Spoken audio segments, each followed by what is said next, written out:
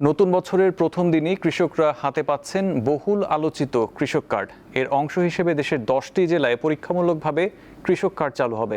প্রধানমন্ত্রী তারেক রহমান টাঙ্গাইলের শহীদ মারুফ স্টেডিয়ামে এই কর্মসূচির উদ্বোধন করবেন এবং কৃষক সমাবেশে বক্তব্য রাখবেন। বিস্তারিত জানাতে টাঙ্গাইল থেকে যুক্ত আছেন সহকর্মী সুমন খান।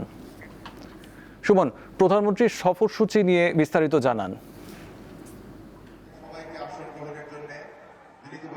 জি, আপনি যেমনটি বলছিলেন, অত্যন্ত আনন্দের সাথে জানাচ্ছি যে এই বহু প্রতীক্ষিত যে কৃষক কার্ড, সেই কৃষক কার্ডের আজকে শুভ উদ্বোধন হবে টাঙ্গাইল থেকে। তো টাঙ্গাইলবাসী এই শুভ উদ্বোধনকে ঘিরে যে সাজসজ্জা সেজেছে তা অকল্পনীয়। তো ইতিমধ্যেই মাননীয় প্রধানমন্ত্রী তিনি সফর হিসেবে মৌলানা আব্দুল হামিদ খান ভাসানীর মাজার জিয়ারত করবেন। তারপরেই আমি যে জায়গাটিতে দাঁড়িয়ে আছি, যে মারুফ স্টেডিয়াম, তো টাঙ্গাইল স্টেডিয়াম, তো টাঙ্গাইল স্টেডিয়ামে সে আসবে এবং এই জায়গা থেকেই মূলত কৃষক কার্ডের শুভ উদ্বোধন হবে।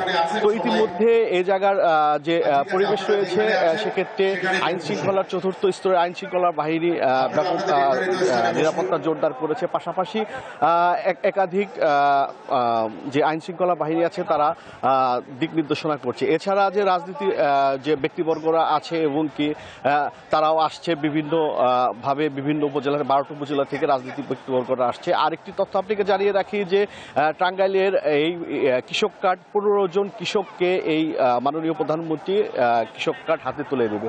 আপনাকে আরেকটা তথ্য জানিয়ে রাখি, এর মাধ্যমে টাঙ্গাইলের প্রায় 1453 জন কৃষককে টোটাল কৃষি কার্ড দেওয়া হবে।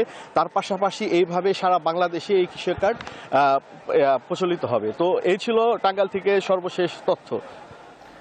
টাঙ্গাইল থেকে ছিলেন সুমন খান।